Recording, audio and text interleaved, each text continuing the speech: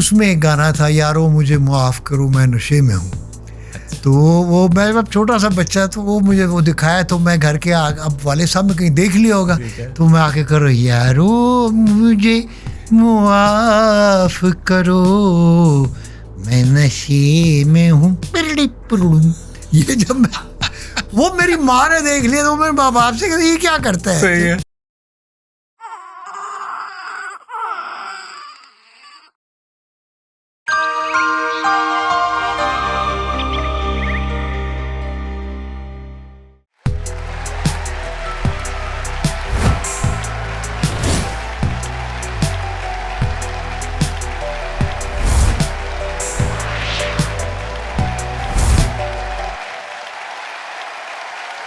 अस्सलाम वालेकुम सर।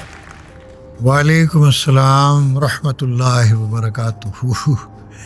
फिर ज़ेहन नसीब आप हमारे शो पे तशरीफ़ ले। आपने वो कहते हैं ना, 4 चांद लगाना बहुत छोटा सा लफ्ज़ हो गया हमारे लिए। नहीं, हमारा तो एक चांद भी नहीं है, आपने 4 चांद कर दिया। नहीं सर, आपका शुक्रिया कि आपने बुलाया और अपने इतने खूबसूरत प्रोग्राम में, इतने खूबसूरत स्टूडियो में, बहुत शुक्रिया आपका। Thank you sir, thank you. आपको पता है जेन जी जो है ना आजकल की, उनकी एक टर्मिनोलॉजी है, उसको वैसे तो बोलते हैं गोट, लेकिन GOAT का मतलब होता है greatest of all time, and you are GOAT. नहीं, मुझे बकरी रहने दे। अच्छा सर, बकरी से याद आया कि आपने एक बड़ा इंटरेस्टिंग वाकया मुझे बताया था अपनी डेट ऑफ बर्थ को लेके, जो आपको आज तक रियल में नहीं पता। तो जरा प्लीज जरा बताइए कि आपकी डेट ऑफ बर्थ वाला वो वाकया क्या है। वो तो ऐसा था कि वो डेट ऑफ बर्थ लिखी हुई थी, पहले वो होते थे नंबरदार होते थे हर मोहल्ले में। ओके जी। तो बच्चा जब पैदा होता था तो उसकी वो वहाँ लिखवा देते, इंदराज हो जाता। ठीक है जी, ओके। तो वो मेरा जो स्कूल में एडमिशन है वो मेरे मामू ने करवाया। तो वो पूछ के नहीं गया, या जहाँ पे डेट ऑफ बर्थ थी वो इंदराज जहाँ था, ठीक है, वहाँ से वो चले गए, ठीक है, मुझे एडमिशन कराने। ठीक है। तो वो हेडमास्टर ने पूछा कि जी इसकी तारीख पैदाइश क्या है, डेट ऑफ बर्थ। तो मैं छोटा सा, मुझे कहता लगा स्टार्ट डेट ऑफ बर्थ से दे, तारीख पैदाइश। मैं कह जी मुझे तो पता नहीं सर, माता खुदा ना पता है जिसे, ठीक है, तारीख पैदाइश दादा दी, ये क्या हो। ठीक है। वो कहता है यार इसको तो नहीं पता मास्टर साहब, आप ऐसा करें, मतलब पश्तो में कहा कि आप इसको पश्तो में कह दे 9 छिके 54 कर ले। 9 छिके 54। अच्छा, मतलब 9 6 1954। 9 छिके 54। तो वो 9 जून 1954 जो है वो मेरी तारीख पैदाइश ठहरी। वाह वाह। और पेपर्स में वही है अभी तक? पेपर में वही है। अब मेरी असल का पता ही किसी को नहीं है, जिस तरह मुझे अपनी असल का नहीं पता। तो आप ये कह रहे हैं कि आप जेमिनियन, मतलब वैसे तो बनते हैं कागजात में, लेकिन वैसे आप सेजिटेरियन नाम से तो हूँ मैं। जो आपका फे है फिरदौस का। अच्छा, वो लेटर वाइज वो कॉस है। ठीक है, सेजिटेरियन है। Cos, okay. कॉस सेजिटेरियस जो है, लेकिन तो नाम से मैं कौस ही, लेकिन मुझ में सारी जो कैफियत है वो कौस की है, सेजिटेरियन की है। जेमिनी की नहीं है, चूंकि जेमिनी तो डुअल पर्सनालिटी होती है ना, मेरी डुअल नहीं है, मेरी मल्टी है, मल्टीपल है, मल्टीपल फैक्टर है। हाँ, तो आपका तो डुअल है नहीं, और दूसरा ये है कि वो मैं मुनाफिक भी नहीं हूँ फिर। अच्छा सर जी बताइए, आपके सिबलिंग्स कितने थे, बहन भाई कितने थे? हमारे मतलब में हम 12 हैं। अच्छा, 2 माओं से। अच्छा, 2 माएँ हैं जी। आप फर्स्ट वाइफ से? जी, फर्स्ट वाइफ से। हम जो पहली मदर से बड़ी जो हमारी अम्मी है, हम 9 हैं। अच्छा जी। 6 भाई 3 बहनें, और 2 बहनें और 1 भाई दूसरी छोटी अम्मी से है। ओके। वाले साहब की 2 शादियाँ थी। आपका नंबर 12 है। मेरा नंबर 2। मतलब आपसे बड़े भाई? मेरे भाई। अच्छा जी। जावेद, उनका नाम जावेद। अच्छा जी, वो बड़े हैं। अच्छा जी। उसके बाद मैं दूसरे नंबर पे। अच्छा, दूसरे नंबर पे आप हैं। ठीक है, ठीक है। वालिद साहब क्या करते थे आपके? वालिद साहब रेडिएटर मैकेनिक थे। हमारी दुकान थी शुबा बाजार, सुना होगा, किसाखानी बाजार के साथ ही शुबा बाजार है। ओके जी। वहाँ पे मेरे दादा का होटल भी था खाने पीने का। अच्छा। हाँ, अच्छा, जाती होटल था उनका? जाती होटल। अच्छा जी। नसीब करे उनको जी। और उसके साथ ही वाले साहब की हमारी दुकान थी, तो he was a radiator mechanic.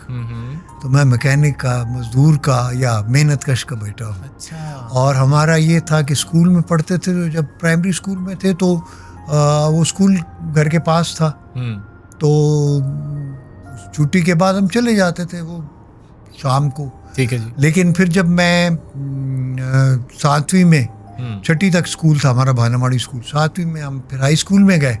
तो हाई स्कूल जो था वो हमारी वो शोभा बाजार या किस्सा खानी बाजार बड़ा मशहूर है। जी जी, ऑफ कोर्स। वहाँ पे। अच्छा। तो किस्सा खानी बाजार में 3 सिनेमा भी हैं। हाँ। तो मेरा जो क्लासरूम था जहाँ मैं बैठता था, तो उसके सामने ही वो सिनेमा थे। तो मैं बस वो सिनेमा के वो बोर्ड देखा करता था। अच्छा। बचपन से। हाँ, तो कम पढ़ता कम था, बोर्ड एक्टरों को ज्यादा देखता था। यूं करके वो बस के जिस टाइम पे आप छोटे थे, कौन कौन एक्टर मशहूर थे हमारे पाकिस्तान के या पश्तो? उस जमाने में सुधीर थे, संतोष और दर्पण। अच्छा जी। फिर मोहम्मद अली साहब आए। वाह। तो मोहम्मद अली साहब जब आए तो मैं हाई स्कूल में आ गया था। अच्छा जी।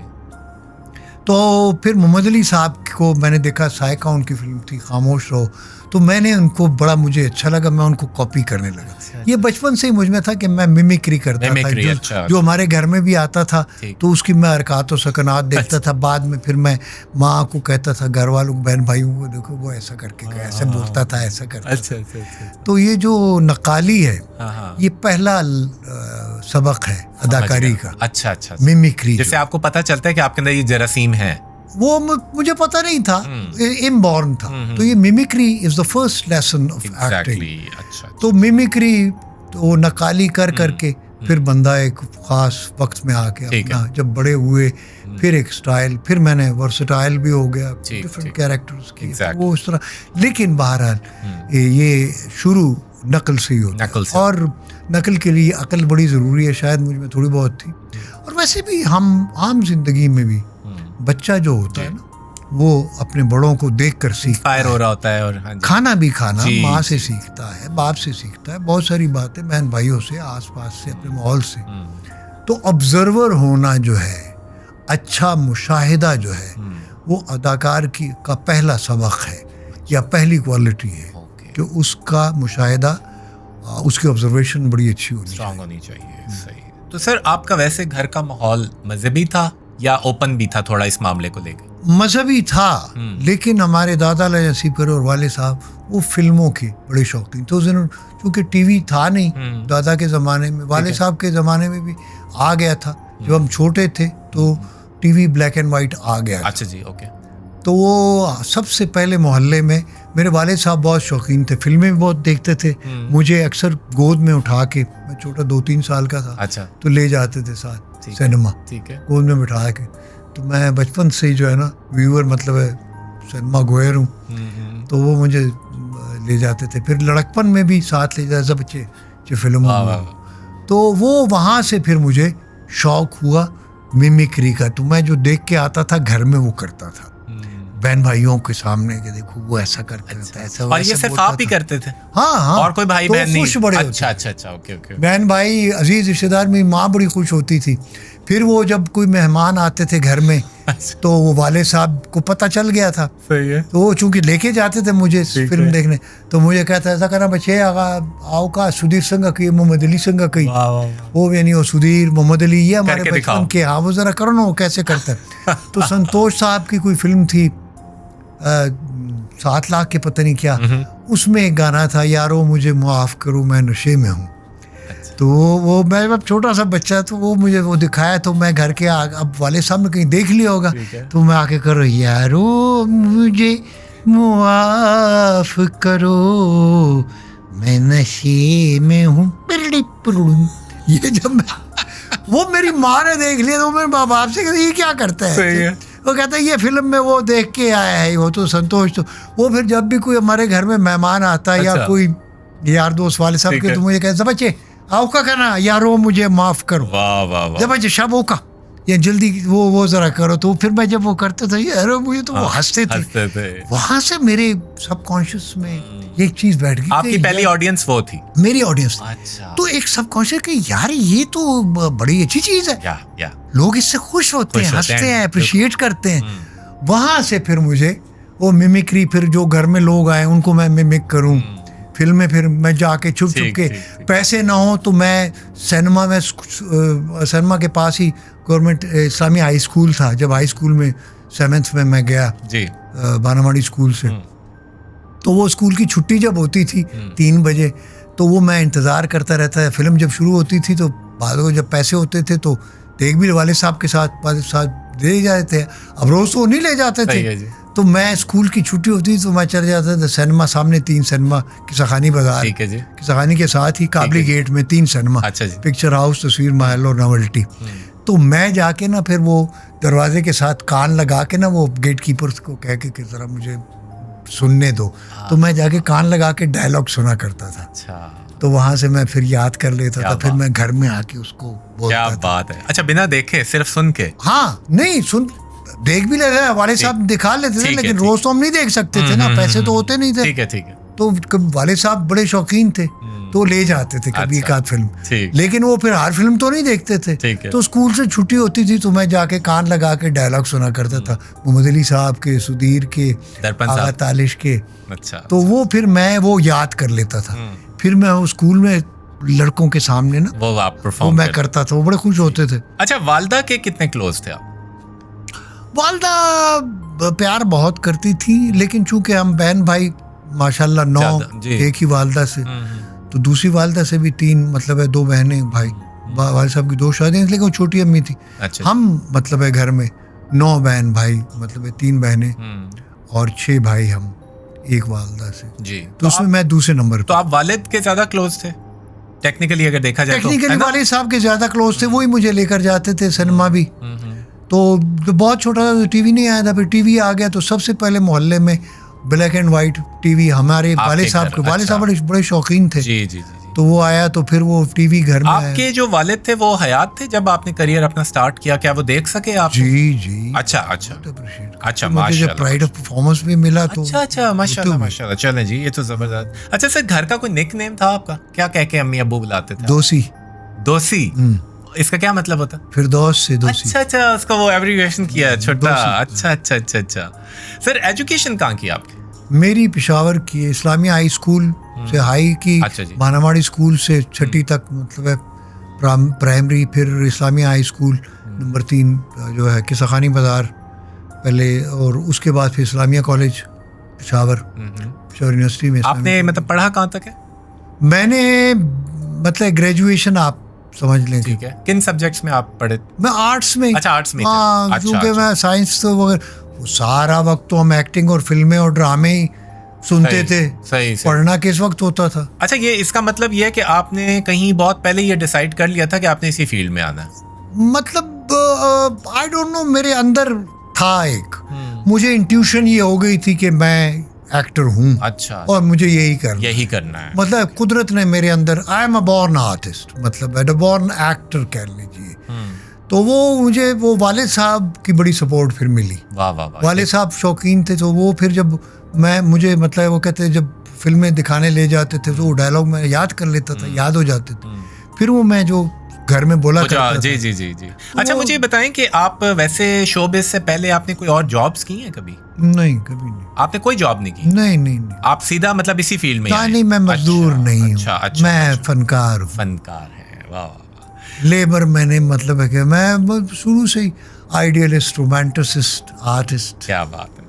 अच्छा सर, दोस्त थे आपके? कोई बेस्ट फ्रेंड याद है आपको अपना बचपन का? हाँ, बहुत है। अहमद जान एक थे, बहुत स्कूल के कुछ थे, एक ज़्यादातर मेरी दोस्ती एक है अभी भी, अल्लाह उनको ज़िंदगी दे, अहमद जान, उसके साथ। तो वो हम स्कूल में भी जो, या वो हम आपस में मतलब एक्टिंग एक दूसरे के साथ तलवारें लड़ाना हो, यस कम ऑन, वो लकड़ी की वो स्टिक्स लेकर ना, तो फिल्में देखते थे, तो उसमें वो जो एक्शन फिल्म, मतलब मेथड एक्टिंग आपकी बचपन से स्टार्ट हो गई थी। वाह। Actors and fools are born, they are not made.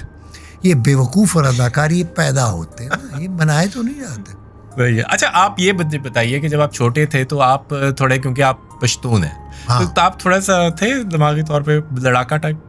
हाँ, लड़ाई शड़ाई होती थी? अच्छा, लड़ाइयाँ मतलब फटेबाजियां की हैं फुल? ओए अच्छा।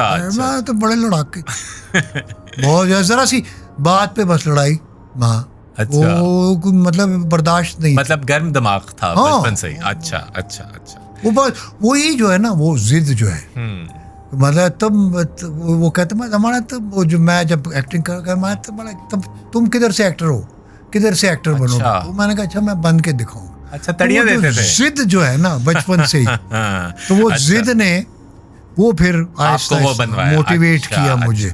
टीवी तो बाद अच्छा, में। ये बड़ा रेयर है वैसे कि आपके उस दौर में, मतलब ज्यादातर लोग जो मेरे पास आते हैं वो यही कहते हैं कि उनका घर का माहौल भी सख्त था, पेरेंट्स भी बड़े सख्त बहुत सख्त थे। हाँ। मेरे दादा वगैरह, मतलब, लेकिन अच्छी बात है कि मेरे दादा भी फिल्म देखने के बड़े शौकीन थे। सही सही। और वाले साहब भी थे, तो वो ओपन माइंडेड थे ना, थोड़े ओपन माइंडेड, मतलब कंजर्वेटिव थे। जी जी जी। लेकिन इतने नहीं थे। रेडियो सबसे पहले हमारे घर में आया, मोहल्ले में। टेलीविजन सबसे पहले हमारे घर में। इसका मतलब है कि उनका झुकाव था। देवर हाईली एजुकेटेड नहीं थे, लेकिन they were very progress and media lover, मतलब आर्ट लवर थे। अच्छा अच्छा। हाँ, बहुत ज्यादा। फिर आपको ये याद है कि आपकी एंट्री जब शोबिज में हुई थी, क्या ईयर था? What was the first project या फर्स्ट जो आपको चांस मिला था एंट्री का शोबिज? फर्स्ट ईयर में मैं था। अच्छा जी। जब मैंने मतलब रेडियो के लिए ऑडिशन दिया था, आई वाज इन फर्स्ट ईयर। लेकिन मैट्रिक में मैं जब था तो मैंने डिबेट स्कूल में, हाई स्कूल में जब था, high school number 3, Islamia high school number 3 Peshawar में, तो मैट्रिक में मतलब 9th में या 10th में मैंने वहाँ पे स्पीच जो तकरीरी मुकाबले जो होते थे, वो आपने विन की थी? स्पीच की थी। तो पहली जब मैंने स्पीच की थी, I won the first prize. फिर वो मुझे स्कूल की तरफ से भेजते थे नौशहरा स्कूल में, किसी में डिबेट होता था ना कोहाट में, तो वो मैं जाके फिर खुद ही, मुझे लिखना तो वो तकरीर नहीं आती, तो मैं अपने मामू के पास चले जो या चचा के पास जो पढ़े लिखे होते थे कि ये सब्जेक्ट है, अब मुझे क्या पता, तो ज़रा तकरीर, अब वो तकरीर क्या लिखते, एक सफ़ा लिख लेते थे। अब वो एक सफ़े में मैं कुछ अपनी तरफ से डाल के, तो फिर वो मतलब है, उन दिनों मोहम्मद अली बड़े मशहूर थे, तो उनकी फिल्में सायका वायका, खामोश रहो आई थी, तो मैं उसको वो डिबेट में मैं तो वो आवाजें लगती थी, मोहम्मद अली मोहम्मद अली। तो वो फिर जब ये चीज़ें मुझे जब अप्रिसिएशन मिली, तो मैंने कहा अच्छा, तो मैं अली साहब के डायलॉग, सुधीर के मुख्तलिफ, तो वो मैं फिर वो डिबेट्स में डाल के उसको उस तरफ से उस तरफ से वो अच्छा। और घर में भी जब कोई शादी या कोई मेहमान वगैरह आते थे या कोई तकरीब होती थी, तो उसमें वाले साहब कहते बच्चे आगा मोहम्मद अली वाला डायलॉग, तो सायका के डायलॉग, उन दिनों सायका एक फिल्म आई थी, आपने वो मैंने वो याद कि वो मैं बोलता था, दादी जान तुमने वो मोहम्मद अली की आवाज अभी नहीं है, दादी जान, कुछ तरह उस जमाने में हम करते थे, अब मुझे अच्छा नहीं आता। अच्छा, ये मुझे बताइए कि वैसे मतलब एक्टर्स तो आपने मुझे बता दिए, शो बिज़ में किसी को आप अपना मेंटोर या गुरु मानते हैं? शो बिज़नेस में बचपन में मोहम्मद अली साहब को देख के मैं इंस्पायर काफ़ी हुआ था। फिर जब मैंने दिलीप साहब को देखा, वो भी तो आपके रीजन के ही हैं। हाँ, रीजन के तो पश्तून ही है वो, तो दिलीप साहब इज अल्टीमेट। और फिर एक वक्त ऐसा भी आया कि आपकी मुलाकात भी हुई उनसे? जी, आपकी मुलाकात भी हुई फिर उनसे? बड़ी 2-3 मुलाकात। और मुझे मुझे फ़ख्र हासिल है कि मुझे कई बार जब भी मिलते थे वो गले मिलते थे। तो जब लाला करीम मुझे लेकर गए, लाला करीम बॉम्बे के, हाँ सर, उनका जरा बताइए। आपने मुझे बताया था, क्या थे वो, उनका जो वो बैकग्राउंड? वो मैं गया तो मयूर एक एक्टर थे, मयूर लड़का मेरी एज के थे। अच्छा जी। तो मेरा बड़ा फैन था। ठीक है।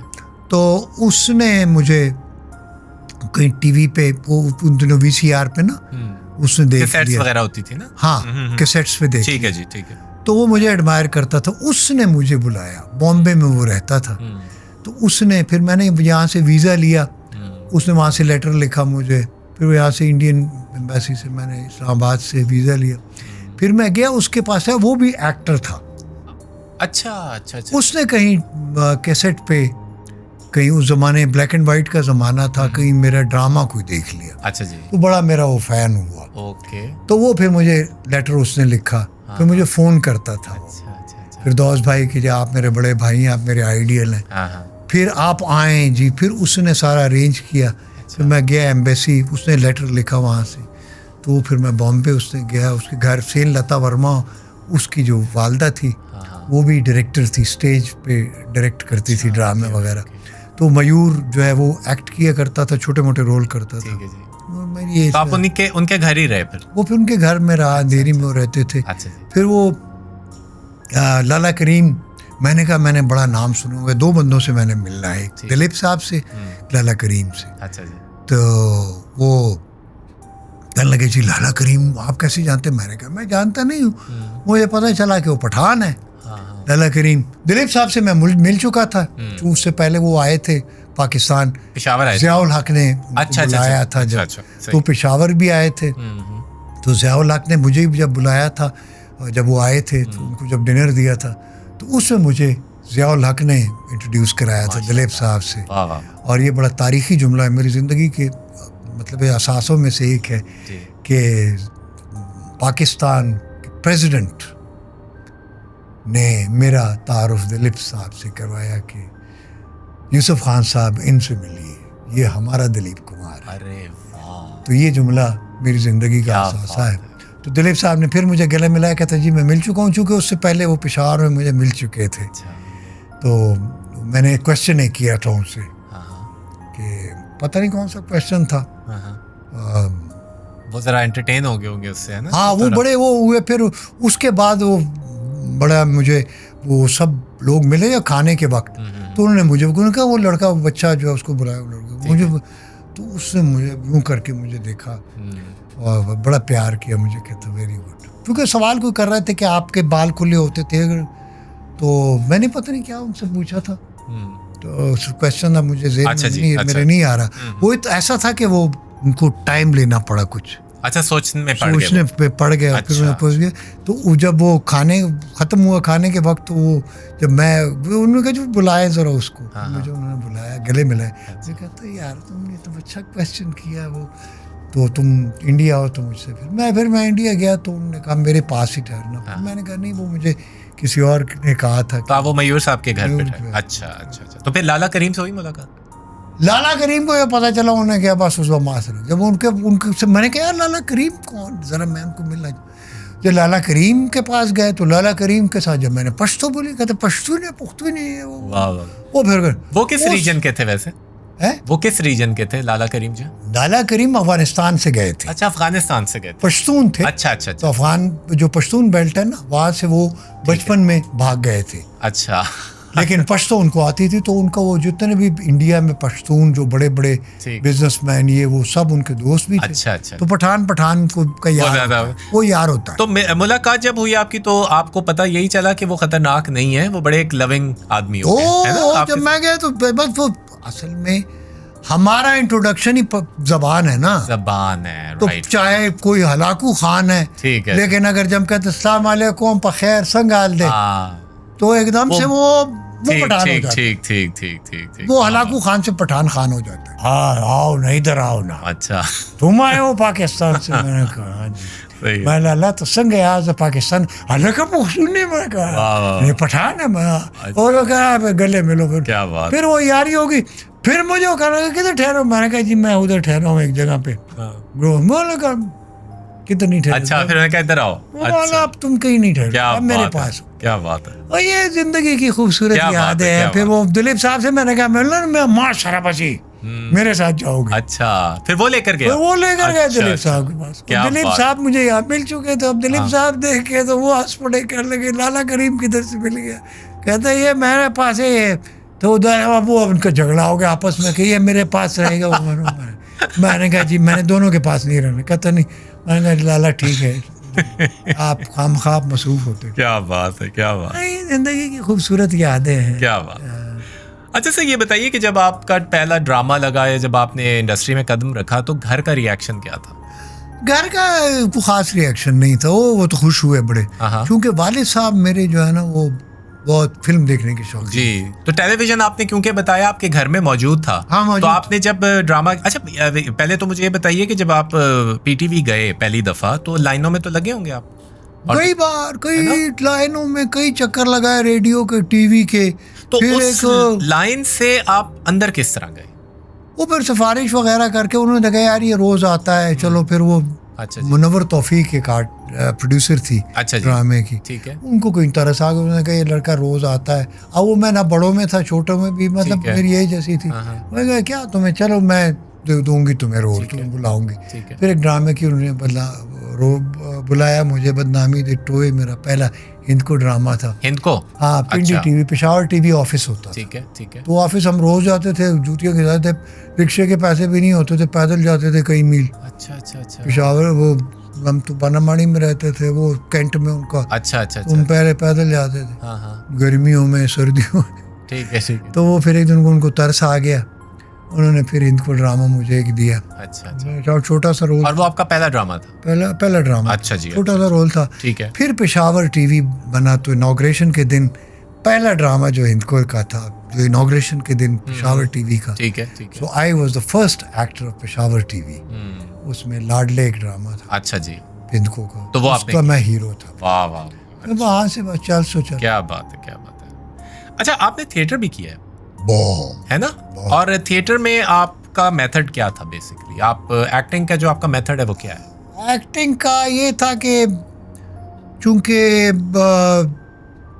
कॉमेडी थिएटर, कॉमेडी ज़्यादा यहाँ होती थी, कॉमेडियंस में लोग हंसने के लिए जाते थे थिएटर, सीरियस थिएटर एंटरटेनिंग के लिए था ना, एंटरटेन होने के लिए जाते थे। ठीक है, देखो ओपेरा वगैरह तो होता नहीं था। ओपेरा तो होता नहीं था। वो एक शुरू में मैंने किया, एक दो जो अच्छे ड्रामे, पढ़े लिखे लोग थे, ये जो हम जिसको कहते हैं क्लासी लोग थे, लेकिन उनमें छोटे मोटे रोल। अच्छा। अनारकली मैंने किया उनका। अच्छा। शहजादा सलीम मैंने किया। अच्छा। लेकिन वो आर्ट थिएटर एक होता, आर्ट सेंटर होता था गुलबर्ग में। अच्छा, उनका मैंने किया ड्रामा। अच्छा। तो शहजादा सलीम का रोल किया। अच्छा। उसके बाद वो कमर्शियल तो था नहीं, फिर मैं अलमरा में छोटे मोटे रोल करके फिर मैं हीरो बन गया स्टेज का। फिर टीवी में एस्टैब्लिश हो गया, वारिस जब किया तो फिर हीरो बन गया। अच्छा, मुझे आपको देख के मतलब जो आइडिया हुआ है वो ये है कि आप स्टैनिस्लवस्की का जो स्कूल ऑफ थॉट है, आप उसको भी काफ़ी मानते हैं। स्टैनिस्लवस्की से मेरी मुलाकात, यानी उसकी किताबों से, my life in art, creating a role, prepares an actor, ये 3 किताबें उनकी, उससे इंट्रोड्यूस मुझे यावर हयात ने कराया। लेट हुआ, लेकिन मेरे अंदर वो मौजूद था, पहले से था, उसको आपने रिफाइन किया। फिर वो रिफाइन किया, पता चला कि हाँ यही है। अच्छा। जब मैंने किताबें पढ़ी तो वो लगता था कि ये तो मैं तो करता रहा हूँ ये। तो उसको फिर मेथड एक्टिंग जिसको हम कहते हैं, क्योंकि आपके जो ड्रामाज हैं, जिस तरह मन चले का सौदा है या ख्वाहिश है या इवन वारिस है, तो उसमें ये झलक आती है। बरगे आरजू, यस यस, इस पे मुझे ज़ियाउल हक ने खत लिखा है, ना फर्स्ट एक्टर जिसको प्रेसिडेंट ऑफ पाकिस्तान ने अप्रिसिएशन लेटर लिखा था। अच्छा। प्राइड ऑफ फार्मर्स तो कई थे, प्राइड ऑफ फार्मर्स बाद में मुझे ही मिल गया। ठीक है जी। लेकिन पहला खत के हमें फख्र है कि हमारे मुल्क में ऐसा फनकार है, क्योंकि आई वाज इन 20s और अर्ली 30s या 20s में था, लेट 20s में जब मैंने 100 साल के बाबे का रोल किया था बरगे आरज़ू। क्या बात है। उस पे फिर मुझे सनद के तौर पर प्रेसिडेंट ऑफ पाकिस्तान ने लेटर लिखा था ज़ियाउल हक। अच्छा सर, एक बात मुझे बताइए, मैं आपसे इसलिए पूछ रहा हूँ कि आप इसका बेहतरीन जवाब देने वालों में से हैं। कहते हैं कि जब कोई आप किरदार करते हैं तो वो किरदार आपको बहुत कुछ देता है और आपसे बहुत कुछ ले भी लेता है।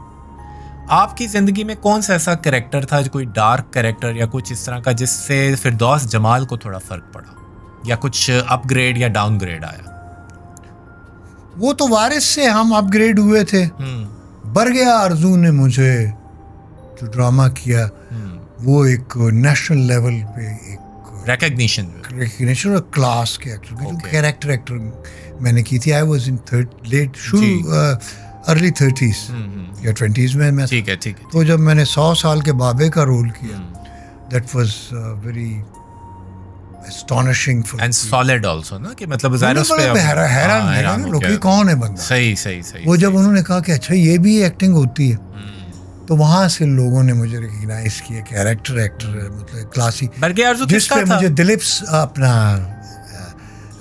ज़ियाउल हक साहब ने, उन्होंने आपको लेटर लिखा। सही। अच्छा, ये किसका था, लिखा हुआ किसका था? अशफाक साहब। इशफाक साहब का? अच्छा अच्छा अच्छा, और नुसरत ठाकुर इसके डायरेक्टर थे। और ये मन चले का सौदा जो इससे पहले का है? मन चले का सौदा तो सीरियल था। हाँ नहीं, इसके बाद उससे हुआ। पहले। अच्छा, ये उससे पहले। उससे पहले मैंने जब किया तो उसने कहा कि ये तुम लोगों ने कहाँ से पैदा कर लिया इशफाक साहब ने। अच्छा, मैं इसके लिए सीरियल लिखूं। क्या बात है, क्या बात। फिर मन चले का सौदा में मैंने 2-3 कैरेक्टर। सर वो क्या, वैसे वो तो खैर क्लासिक्स में अल्लाह की मेहरबानी हुई। वाह वाह। वो कहते हैं जब इंसान, वासिफ साहब की सेइंग है कि जब इंसान के अच्छे दिन शुरू होने लगते हैं उसे अच्छे लोग मिलना शुरू हो जाते हैं।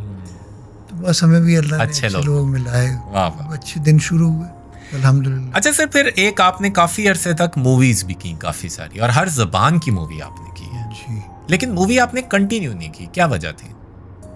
इसलिए कि उसमें मैं सरवाइव नहीं कर सकता था, इतने पैसे नहीं मिलते थे क्योंकि हाँ। अच्छा अच्छा, वो पैसे कम मिलते थे और हीरो मुझे उन्होंने एक्सेप्ट नहीं किया। अच्छा अच्छा अच्छा अच्छा, हीरो को मिलते थे पैसे, एक्टर को नहीं मिलते थे। आगा साहब सारी जिंदगी किराए के घर में रहे। हाँ। सबसे बड़े एक्टर थे। हाँ। आगा तालिश यस। लेकिन किराए के घर, लेकिन वो मूवीज की वजह से, और जो आपके ख्याल से टेलीविजन के लोग थे उनके हालात बेहतर हो जाते थे? टेलीविजन ये था कि हमें 2 वक्त की रोटी मिल जाती थी। रेडियो करता था, टेलीविजन करता था, थिएटर करता था शाम को। सही। फिल्म भी कर ली कुछ थोड़ी बहुत, तो उससे अपना गुजारा होता था। ठीक है। और मूवीज आपने हर जबान में की हैं, आपने इवन सिंधी में भी फिल्म की, आपने बताया। तो आपको कितनी जबान है? पग। कैसे? पोतियाई पग। अच्छा हाँ, पगड़ी और दुपट्टा। अच्छा, ये आप कितनी जबानें बोल लेते हैं? आपकी तो हर जबान, हमें लगता है आपकी मादरी जबान है। बस अल्लाह ने एक टैलेंट दिया। हाँ, कि मैं समझ में आ जाती है बात। तो वो मैंने इसको कहा यार याद करवा दो। महबूब आलम, क्योंकि सिंधी थे, महबूब आलम की फिल्म थी। अच्छा। तो मैंने कहा यार मुझे जरा तुम सिखा दो। तो वो आध घंटा लगता था मुझे, फिर मैं बोल लेता था। तो आपको आती सिंधी? हाँ, सुगाल पे कयम, तो उस फिल्म के डायलॉग। अच्छा जी, अच्छा। तो दोस्त होता है, महबूब आलम रोड मेन कर रहे थे, मैं उसके दोस्त का कर रहा। ठीक है जी। तो वो उसको सुनाता है, मलाखड़ा कहते हैं ये जो अखाड़ा नहीं होता। जी जी। तब उसका कहानी सुना रहा है। अच्छा। हाँ, सुगाल पे कयम तो मलाखड़े में एतरी गर्दी हुजे जो तिर छुटन जी बिजाय ना हुजे।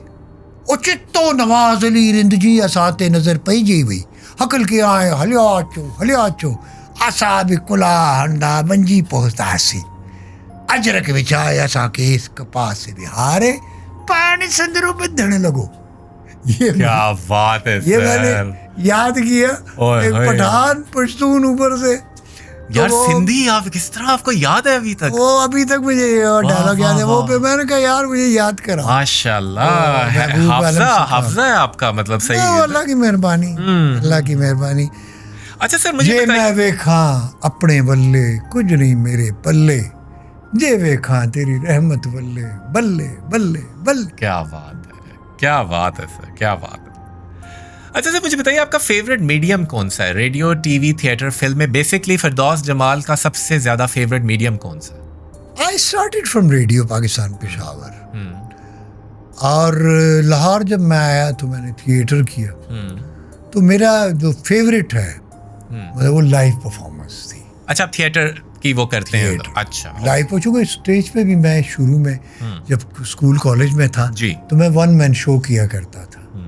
यहाँ से मैंने शुरू किया था, मुख्तलिफ एक्टरों की कॉपी मिमिक्री करता था। मिमिक्री से आई स्टार्टेड फ्रॉम मिमिक्री। ठीक है जी, ठीक है।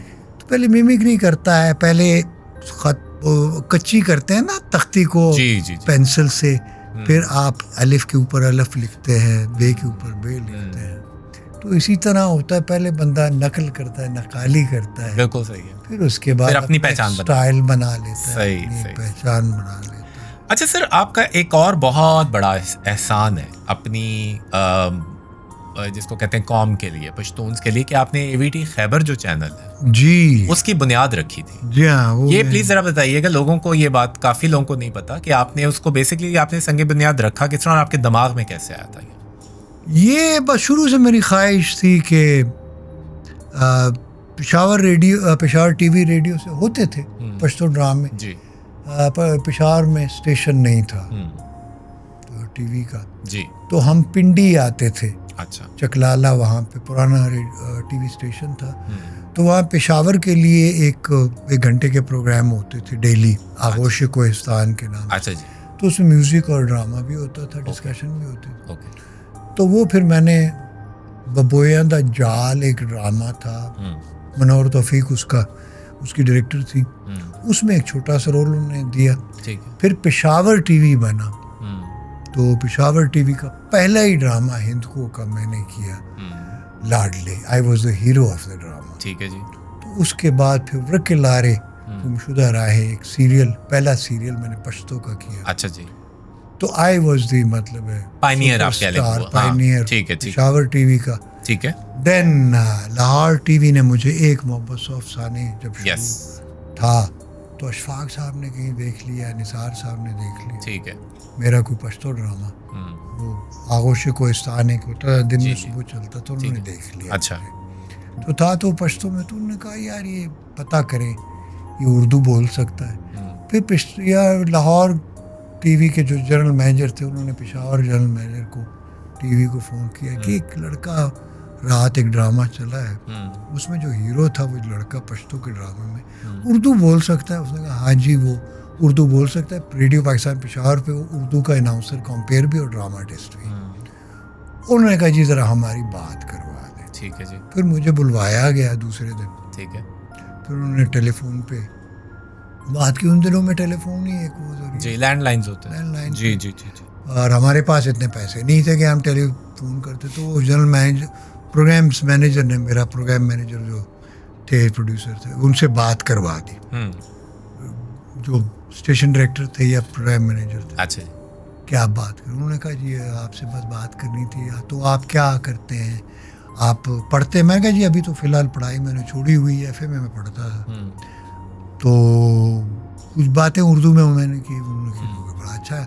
मैंने कहा जी मैं रेडियो पे मैं उर्दू ड्रामे का आर्टिस्ट हूँ और अनाउंसर कंपेयर हूँ मैं उर्दू का। ठीक है। मुझे 21 दिन की बुकिंग मिलती। ठीक है जी। उन्हें कहे तो आप हमारे लिए काम करेंगे? कर लेंगे।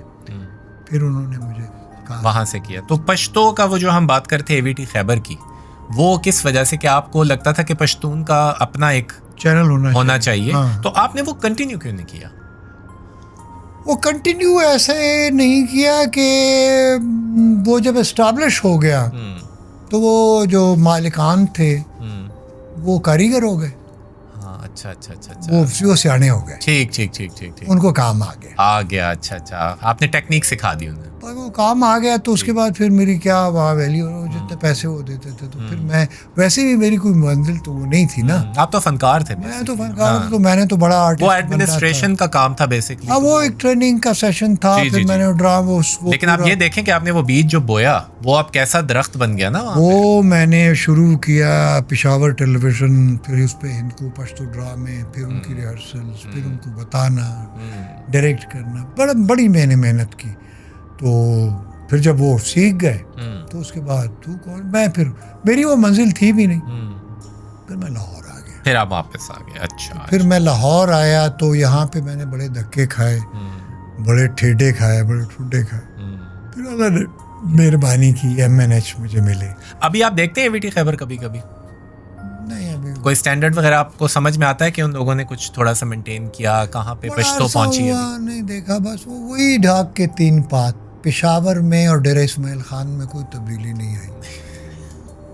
ये आप कह सकते हैं, मैं नहीं कह सकता। वो बहरहाल के बात होती है मेंटालिटी। ये तो है। तो जो मेंटालिटी होती है, जो बंदे की खासियत होती है, जो उसका बिहेवियर होता है, या उसका रहन सहन या बूदोबाश होती है, वो तो नहीं चेंज होती। तो वो बहुत कम लोग होते हैं जो उस माहौल से निकल के कुछ प्रोग्रेस करते, आगे निकल। आम आदमी तो उधर ही रहता है बेचारा। अच्छा सर, यहाँ पर हम एक गेम खेल रहे हैं छोटी सी, इसका नाम है द मैग्निफिसेंट 7। ठीक है, मैग्निफिसेंट 7 ये कि आपके कुछ साथी फनकार हैं और ये अब इस दुनिया में नहीं है। मैं आपसे एक एक नाम लूंगा, आपने सिर्फ मुझे बताना है कि आप के लिए वो क्या थे। ठीक है ना? मुझे आपने जैसे नहीं पूछे तो नहीं, गलत बात नहीं कर रहा, मैं सिर्फ आपकी कोई यादाश्त पूछ रहा हूँ उनसे मुतल्लिक के, मतलब किस, जैसे लेट्स सपोज फर्स्ट नंबर पे आबिद अली साहब।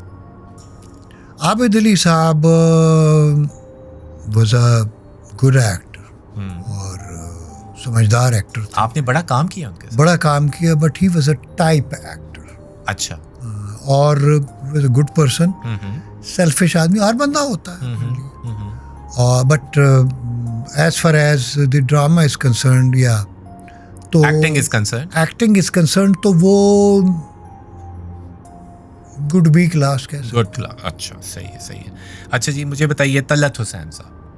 Talat Hussain stereotype monotonous actor. अच्छा अच्छा, इनके साथ आपने काम वैसे स्क्रीन शेयर की हुई है? नहीं, मेरा ख्याल है, I don't remember. You don't remember? लेकिन चूंकि वो शुरू से कोई मेरे लिए इतने इंस्पायरिंग नहीं थे वो, चूंकि जिसको एक स्टारस्टास्की लफ्ज यूज करता है, चीप थिएट्रिकलिटीज। अच्छा अच्छा, वो उसमें अच्छा ठीक है। अच्छा, ख़याम सरहदी साहब, क्योंकि उनके साथ आपने एक आइकॉनिक प्ले किया हुआ है ना।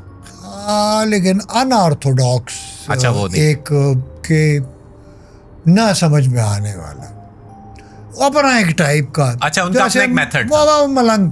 अच्छा अच्छा अच्छा अच्छा, वो ड्रामे के मलंग आप उसको कह सकते। ओके ओके, हाँ। अच्छा, यानी कोई आप नहीं कह सकते कि ये एकेडमिक्स है इसके काम में। अच्छा ठीक है, उनका अपना एक ओके। यानी अगर आप पंक्चुएशन की बात करें तो क्या नाम है, यानी एक जिसको हम कहते हैं क्लैरिटी ऑफ वर्ड्स, या नशिस्त बरखास्त लफ्ज़ की, या तहत लफ्ज़ बोलना कि हस्ती है नाचीज ठहरेगी फना के सामने, शमा की लौ सर उठाएगी हवा के सामने, घास का तिनका सजा दे और किसे, तूफान को तुमने देखा ही नहीं अब तक दिलेर इंसान को।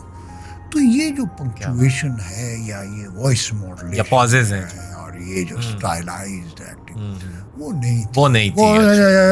क्या, अच्छा, बस वो कि बंदे को कंफ्यूज कर दो, उसी में निकाल दो।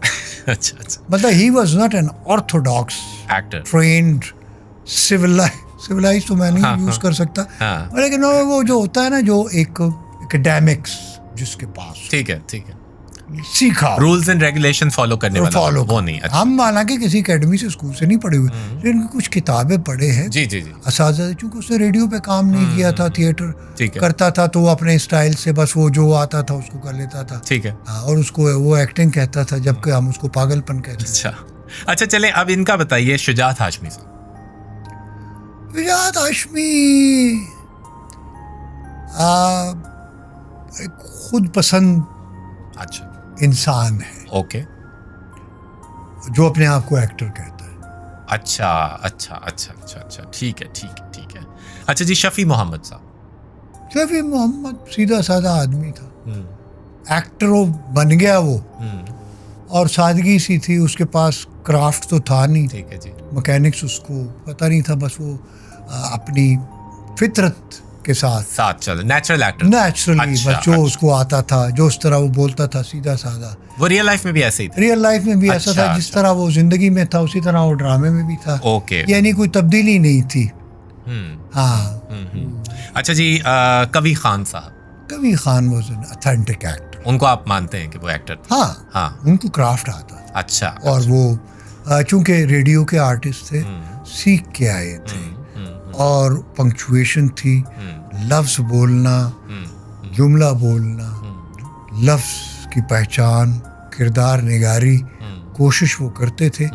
बाज़ औक़ात नहीं भी उनसे होता था, जो उनकी रेंज से बाहर, जो अपनी उनके टाइप की जो अदाकारी है, उसमें वो मास्टर।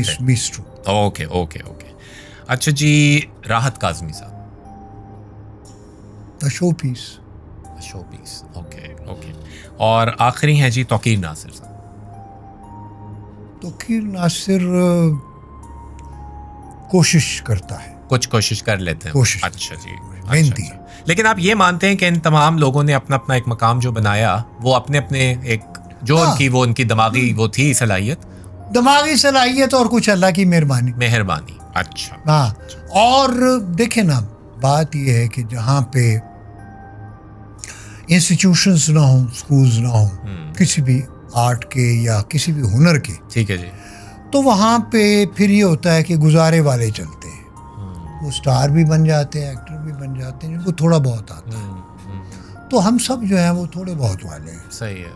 हम कोई ट्रेन और जो आप समझ लें कि वो एकेडमिकली प्रूवन एक्टर्स नहीं है। अपनी मदद आपके तहत, अपने मदद हम सेल्फ जिसको कहते हैं सेल्फ टॉट लोग हैं, देख देख के सीखे हुए लोग हैं।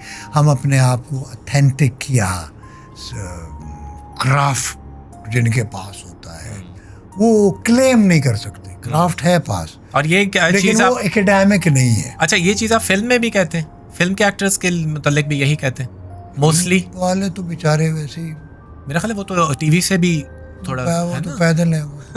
अच्छा, वो तो लकीर के फकीर है। ठीक। जो वहाँ जो स्टार बन गया वो एक्टर है। हादसा जो है ना, हाँ, हादसा वहाँ अदाकारी, मतलब एक्टर जो है हादसाती अदाकार, हादसा अदाकारी है हाँ, क्या अदाकार है। ठीक ठीक ठीक। अच्छा फिरदौस साहब, जिसका तुक्का लग गया सो लग गया। अच्छा, अब हम एक बात कर रहे हैं आपकी हेल्थ से मुतल्लिक। आप अपनी हेल्थ अपडेट दें हमें कि how are you now? I am okay. आपकी कंडीशन अब सही है पहले से?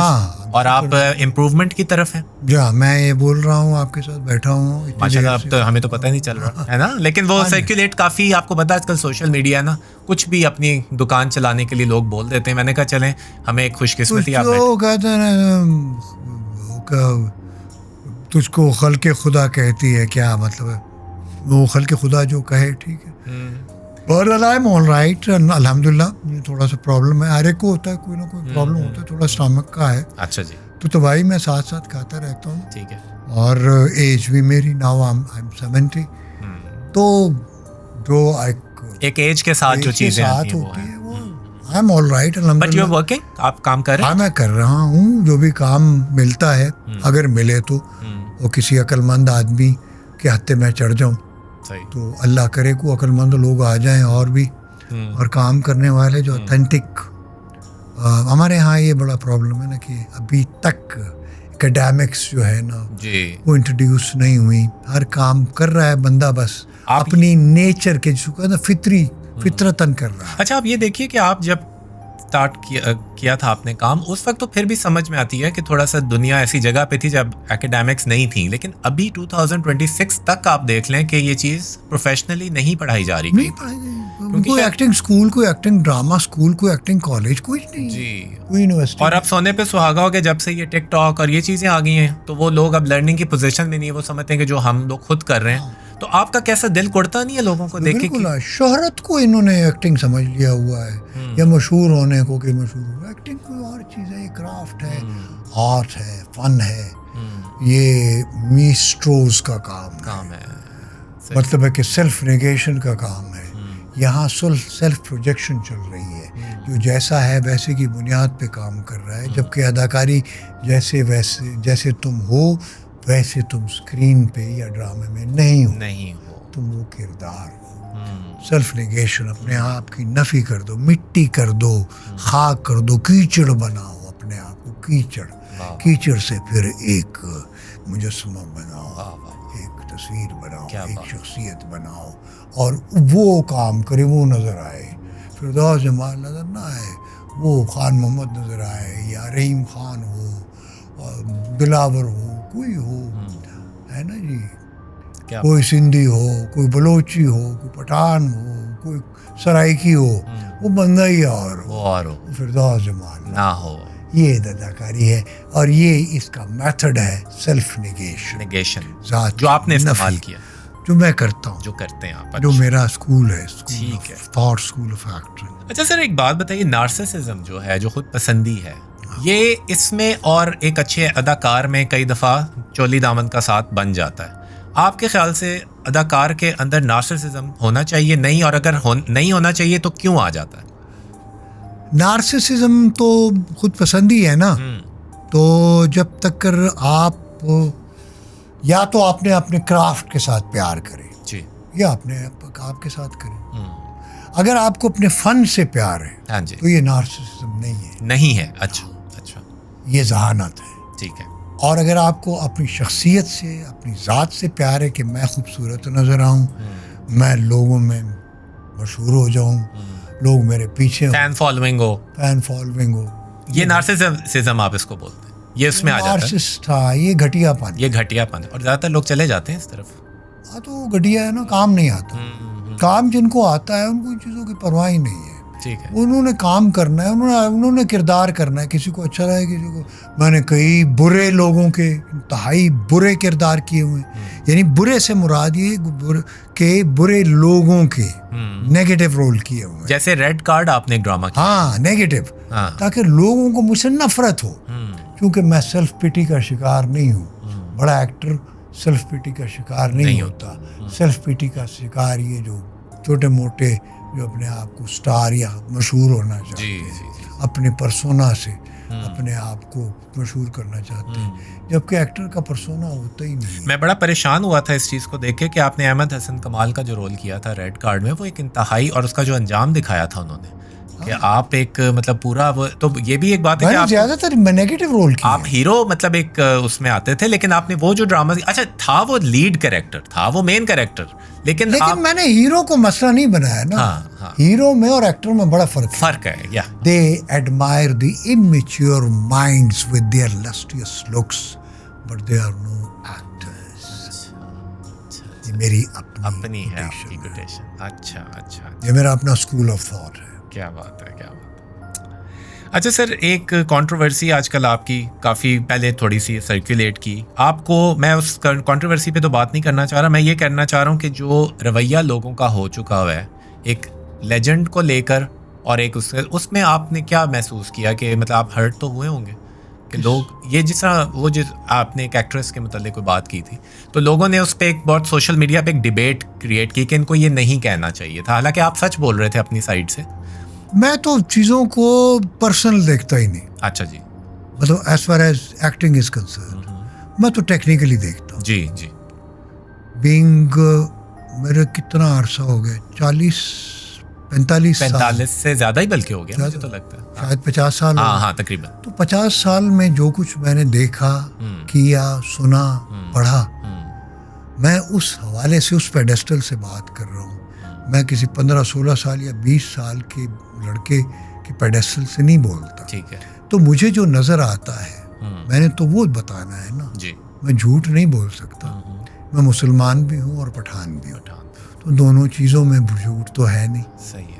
तो अगर आप मुझसे ये एक्सपेक्ट करते हो कि मैं झूठ बोलूँगा, आपकी तारीफ़ करूँगा, मैं नहीं मैं आपके काम की करूँगा तारीफ़, अगर आपका काम अच्छा है और अगर आपको आता है। नहीं आता तो मैं नहीं कहूँगा कि आपको आता है। मैं क्यों झूठ बोलूँ? मैं क्यों गुनाहगार हूँ? मुझे आपसे क्या लेना देना है? कोई मुझे आपसे इनाम भी नहीं लेना, और मैं खामखा अपने आप को गुनाहगार कर दूँ झूठ बोल के। सही है। मैं कोई आपका मैंने उधार तो नहीं देना। हाँ, ये भी है। अच्छा, मुझे एक बात बताइए कि फिरदौस जमाल जो एक इंसान है, फिरदौस जमाल, मैं एक्टर की बात नहीं कर रहा, आपको लगता है एक मिसअंडरस्टूड इंसान है? शायद।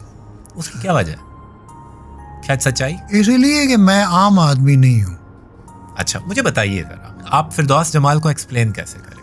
जो खास है, इमाम बख्श नासिर का एक शेर है, जो खास है वो शरीके ग्रोह आम नहीं, शुमार दाने तस्बीह में इमाम नहीं।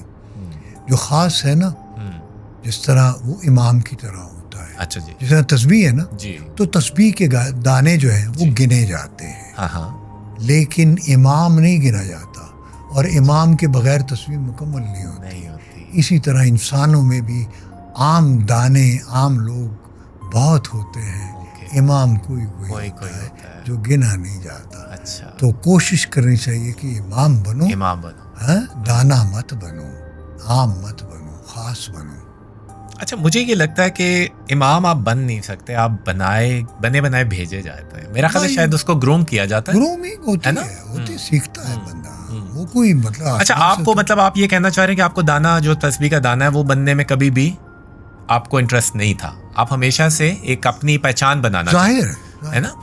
तो ये इसलिए मैं आम नहीं, जो खास है वो शरीके गुरोह आम नहीं, शुमार दाना तस्बीह में इमाम। तो मैं इमाम बनना चाहता था, दाना नहीं बनना चाहता। और माशाल्लाह देखें आपको अल्लाह ने फिर वो मकाम भी दिया, उसका एहसान है, एहसान है रब्बुल इज्जत का, मेरा कोई कमाल नहीं।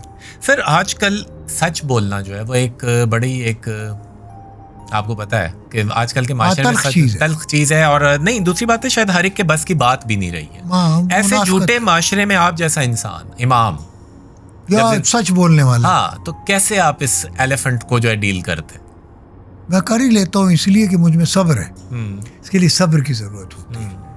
मैं हर एक से लड़ नहीं सकता और मैं बदल भी नहीं सकता। हाँ, ये भी है, दोनों ही बातें। तो मुझे मैं ही रहना है और लोगों ने लोग ही रहना है। बिल्कुल सही है। तो इसलिए बेहतर यही है कि वो अपनी खून न बदलेंगे, हम अपनी वजह क्यों बदलें? सही है। अच्छा सर, एक और जो आजकल बात थोड़ी सी सोशल मीडिया पे फैली हुई है आपकी फैमिली से लेके, मैं उसको डिस्कस नहीं कर रहा, लेकिन मैं सिर्फ ये पूछना चाह रहा हूँ कि आप अब कहाँ रह रहे हैं और किन हालात में रह रहे हैं? क्या आप खुश हैं जहाँ पर आप लाइफ में हैं? हाँ, मैं अपने छोटे भाई के घर हूँ, छोटे भाई के पास हूँ। अच्छा जी। चूँकि वो मुझे अंडरस्टैंड करता है, लुक आफ्टर भी कर रहा है और एक्सपेक्ट नहीं करता मुझसे। अच्छा।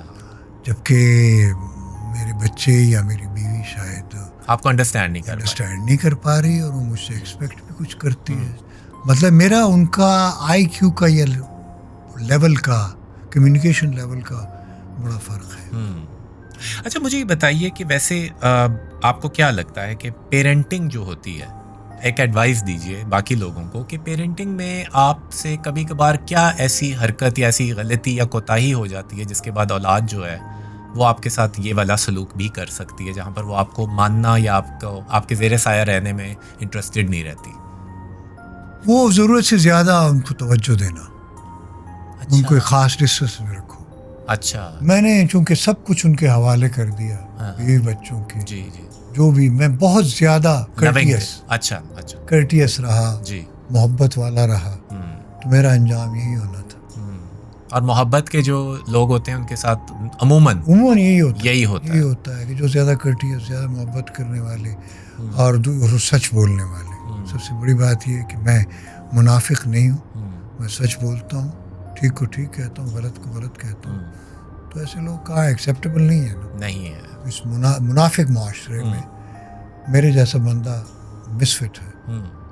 तो ये लोनलीनेस जो होती है, एक तो लोनलीनेस होती है आपके घर लोग ना हो, एक ये लोनलीनेस होती है कि आप अपनी सच्चाई की वजह से अकेले रह जाते हैं कई दफ़ा, या मोहब्बतें बांटने की वजह से अकेले रह जाते हैं।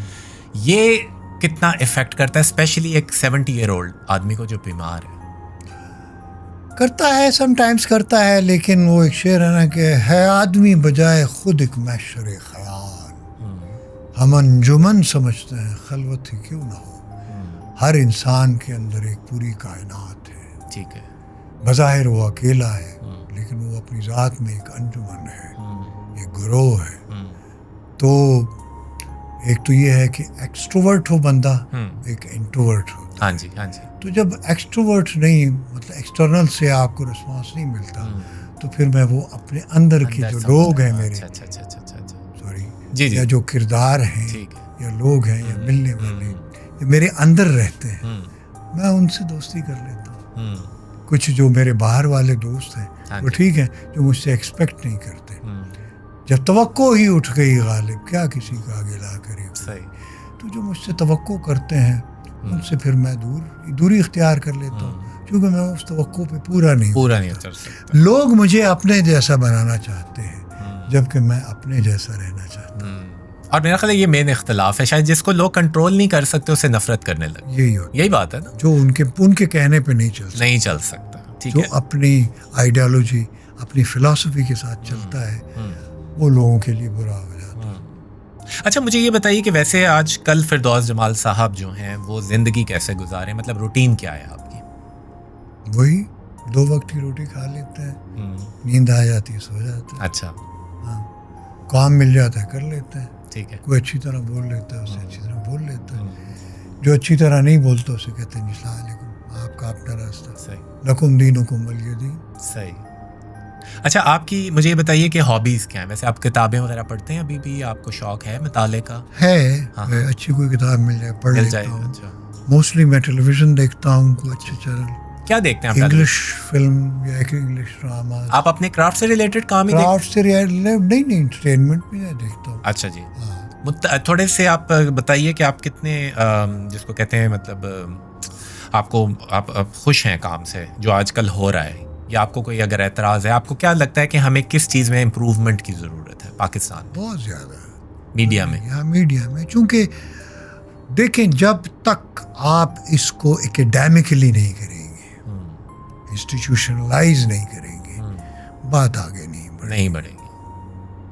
इसमें हर कोई सेल्फ है, बस सेल्फ कोई हिट हो गया, ठीक है, कोई सीख गया, जिसकी कोई बात अच्छी लगी वही क्राइटेरिया ये नहीं होता।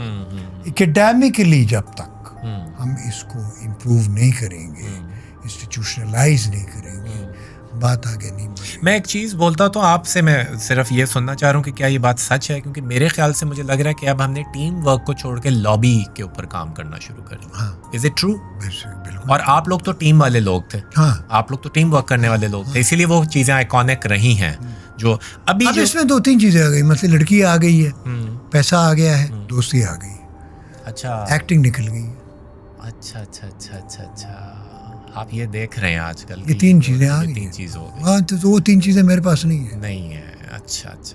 और इसीलिए शायद आपकी बातें लोगों को चुभती हैं ना, क्योंकि चुभनी चाहिए। नहीं चुभती तो इसका मतलब बेगैरत है। सही है। अच्छा सर, फ्यूचर में क्या करना चाह रहे हैं? लास्ट मेरा क्वेश्चन है, फ्यूचर में आपकी अब क्या ख्वाहिशात हैं? बकेट लिस्ट क्या है फिरदौस जमाल की? करना मैंने बहुत कुछ कर लिया है, लेकिन फ्यूचर में भी हज़ारों ख्वाहिशें ऐसी कि हर ख्वाहिश पे दम निकले। बहुत निकले मेरे अरमान, लेकिन फिर भी कम निकले। अभी भी मैं किसी अच्छे किरदार की तलाश में हूँ, किसी अच्छे ड्रामे की तलाश में हूँ, अच्छे लोगों की तलाश में हूँ। पाकिस्तान में ड्रामे की बहुत अच्छी जो एक हमारी रिवायत थी, जी, उसको दोबारा रिवाइव करना चाहते हैं।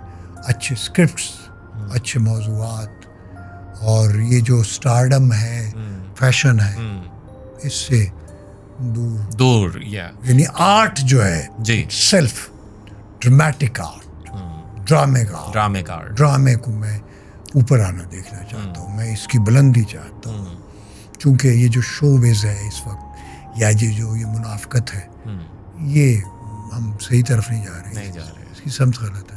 तो इसका मतलब यह है कि इस प्रोग्राम के तवस्सुत से मैं लोगों को ये बता सकता हूँ कि फिरदौस जमाल साहब अवेलेबल हैं काम करने के लिए, अगर अच्छा काम और सुथरा काम मिले। जी बिल्कुल। क्योंकि कुछ लोगों का ये तासुर है कि शायद फिरदौस साहब अब इंटरेस्टेड नहीं रहे काम करने में, या उनको शायद क्योंकि उनका लेवल है तो हम उनके साथ काम कैसे करेंगे। नहीं, ऐसा तो कुछ नहीं है। कोई बात नहीं। मैं मतलब अभी भी खाना खाता हूँ, घास नहीं खा रहा, 2 वक्त की रोटी खाता हूँ, मुझे ज़रूरत भी है। सही।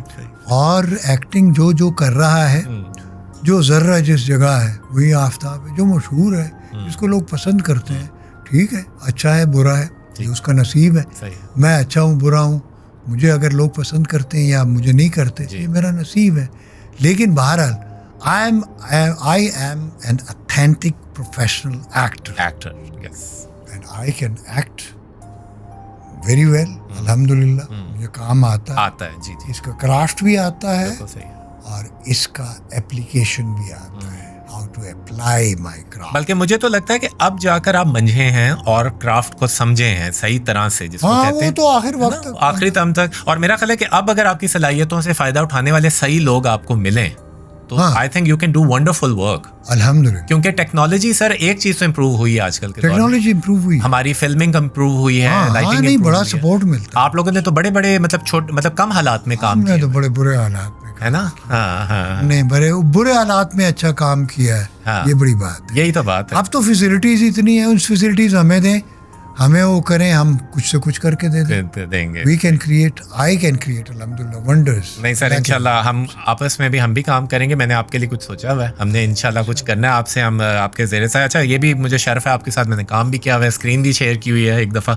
तो मुझे ये पता है आपका कि आप वाकई ही, जिसको मैंने वो बोला ना, वो गोट, जो GOAT, greatest of all time, अल्हम्दुलिल्लाह। तो अल्लाह ताला का बहुत शुक्र है सर, मेरे लिए बहुत एजाज़ है आप तशरीफ़ लाए। और मुझे सबसे ज़्यादा खुशी है कि आपको मैं हेल्दी देखकर और आपको इस तरह सेहत याब देखकर मुझे जितनी खुशी हो रही है मैं आपको बता नहीं सकता। आजकल आपको पता है लेजेंड्स जो है ना वो हमारे पास बहुत थोड़े रह गए, और दुआ करें मेरी ज़िंदगी और सेहत के लिए इंशाल्लाह इंशाल्लाह सर। और ये मैं आपको एक तस्हीह आपकी कर दूं, आपने अभी कहा कि लोग आपको पसंद करते हैं, लोग आपको पसंद नहीं करते, लोग आपको मोहब्बत करते हैं। हम आपसे मोहब्बत करते हैं और आप हमेशा हमारे ऊपर रहें, ये हमारी दुआ है। जब तक मुझसे मोहब्बत करने वाले, प्यार करने वाले आप जैसे लोग मौजूद हैं, इंशाल्लाह मैं काम भी करूँगा जी, और अल्लाह मेरी सेहत और ज़िंदगी रखे तो इंशाल्लाह sir. Thank you so much for your lovely time and God bless you, और अल्लाह ताला आपको ज़िंदगी दे, सेहत दे, हम आपके लिए हमेशा दुआ गो हैं। बड़ी मेहरबानी, और अपना प्लीज़ बहुत ख्याल रखिए। बड़ी मेहरबानी, मुझे बड़ी खुशी हुई आपसे बात करके, ये इंटरव्यू करके, बहुत सारी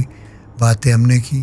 अल्लाह आपको और बरकत डाले। Thank you sir. अल्लाह आपके इस प्रोग्राम को और मशहूर करे और इसमें बरकत डाले।